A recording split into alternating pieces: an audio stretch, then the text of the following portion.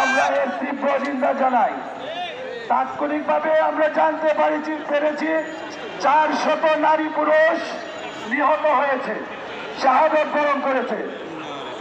এখন পরবর্তী সময় জানা গেছে যে স্থল বাহিনীর হামলায় আরো হাজার খানেক মানুষ মারা গিয়েছে। আমরা এর তীব্র নিন্দা জানাই।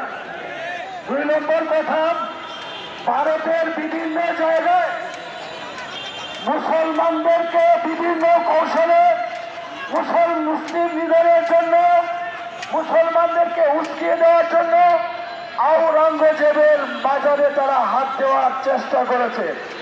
তোমাদের মনে রাখতে হবে, ভারতের আওরঙ্গজেবের মাজার সহ মুসলমানদের বিরুদ্ধে যদি কোনো রকমের বিদ্বেষমূলক পদক্ষেপ নেওয়া হয়, বিজেপি সরকারকে আমরা হুঁশিয়ার করে দিতে চাই, বাংলাদেশের ব্যাপারেও তোমরা নাক গলাচ্ছ। জুলাই আগস্টের গণ অভ্যুত্থানের মাধ্যমে বাংলাদেশের খুনিকে তোমরা আশ্রয় দিয়েছ। বাংলাদেশের খুনিকে আশ্রয় দিয়ে বাংলাদেশের দেশপ্রেমিক মানুষের সাথে তোমরা গাদ্দারি করেছ।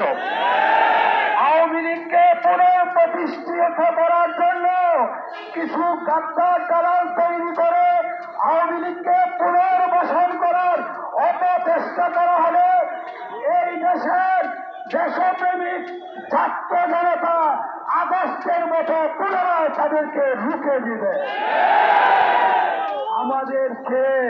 আমাদের পরে তুমি আওয়ামী লীগের বিরুদ্ধে, আওয়ামী লীগের সপক্ষে আওয়ামী লীগ প্রতিষ্ঠার দালালি করছ।